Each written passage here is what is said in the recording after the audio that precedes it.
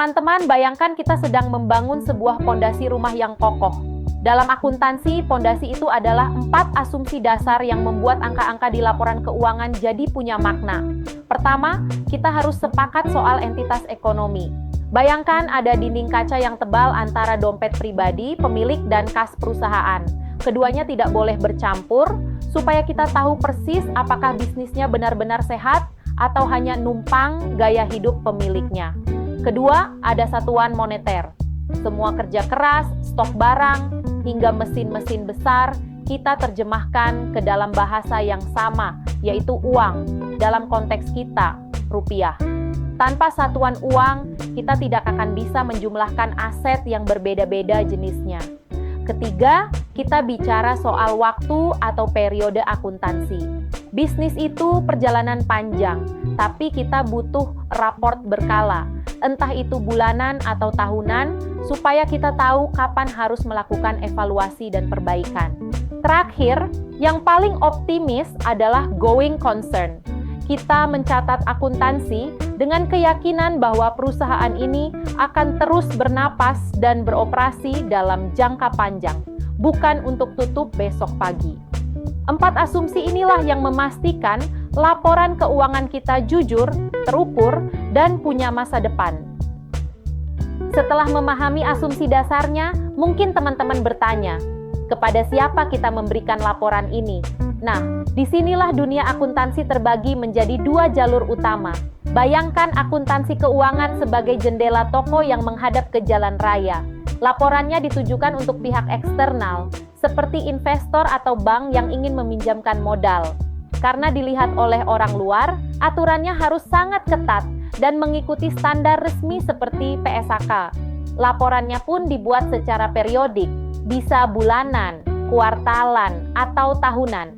Ibaratnya, ini adalah wajah resmi perusahaan yang rapi dan terstandar. Di sisi lain, ada akuntansi manajemen. Jika akuntansi keuangan adalah jendela luar, yang satu ini adalah dapur perusahaan. Laporannya digunakan secara internal oleh para manajer untuk mengambil keputusan cepat. Karena untuk kebutuhan sendiri, sifatnya jauh lebih fleksibel. Kita bisa membuat laporan mingguan atau bahkan harian demi mengendalikan operasional bisnis secara langsung. Memahami perbedaan ini penting bagi kita sebagai mahasiswa. Kita jadi tahu bahwa sebuah perusahaan bisa memiliki lebih dari 1 jenis laporan keuangan karena tujuannya memang berbeda. Satu untuk meyakinkan dunia luar, dan satu lagi untuk memenangkan persaingan dari dalam. Sekarang, mari kita lihat siapa saja yang sebenarnya mengintip laporan akuntansi kita. Laporan akuntansi itu ibarat pesan dalam botol yang dikirimkan ke banyak orang dengan kepentingan yang berbeda-beda. Bagi investor, laporan ini adalah alat untuk melihat masa depan. Mereka ingin tahu apakah modal yang mereka tanam akan memberikan keuntungan atau return yang sepadan.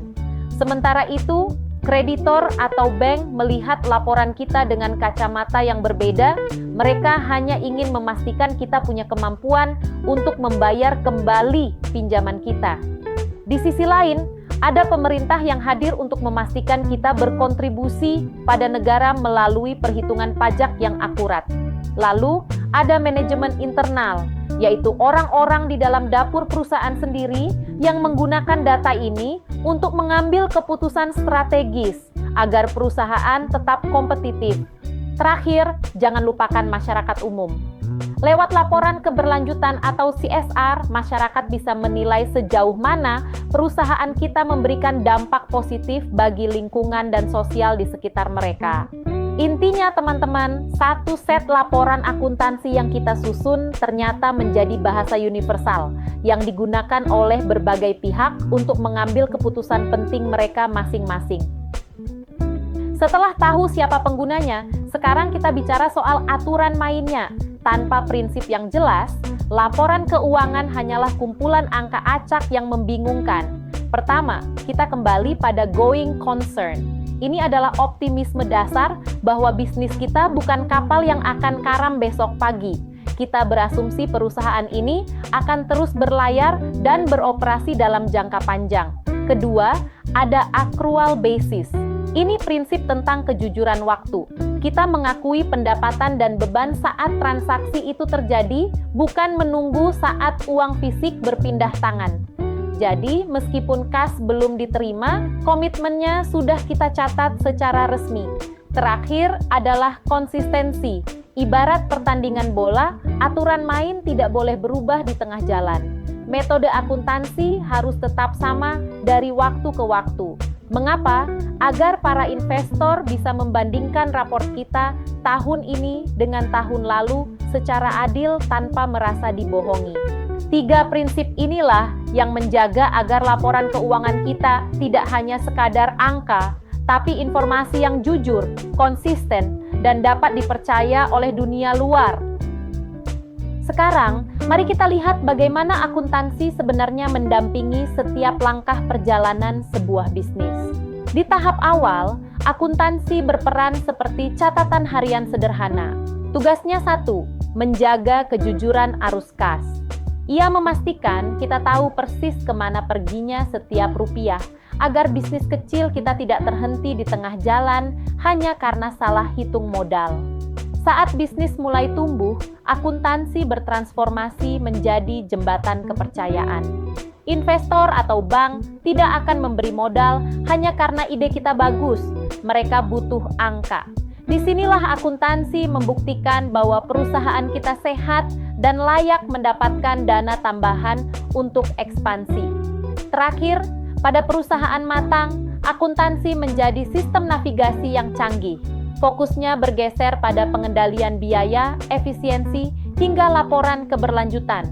Ia memastikan raksasa bisnis tetap stabil dan memiliki reputasi baik di mata dunia. Singkatnya, akuntansi bukan sekadar tugas administrasi, melainkan denyut nadi yang selalu hadir di setiap tahap sukses bisnis kita. Sebagai penutup perjalanan kita hari ini, mari kita ingat kembali satu hal.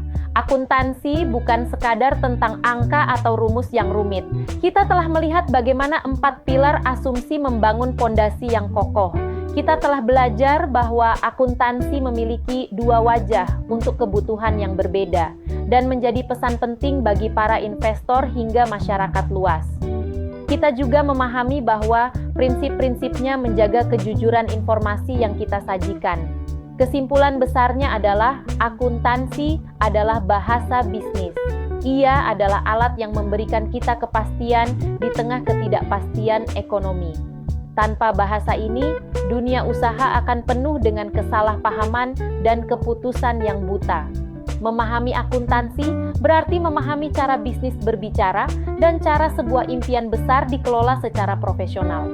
Semoga setelah ini teman-teman tidak lagi melihat akuntansi sebagai tumpukan kertas yang membosankan, melainkan sebagai kawan strategis untuk membangun masa depan bisnis yang transparan dan berkelanjutan.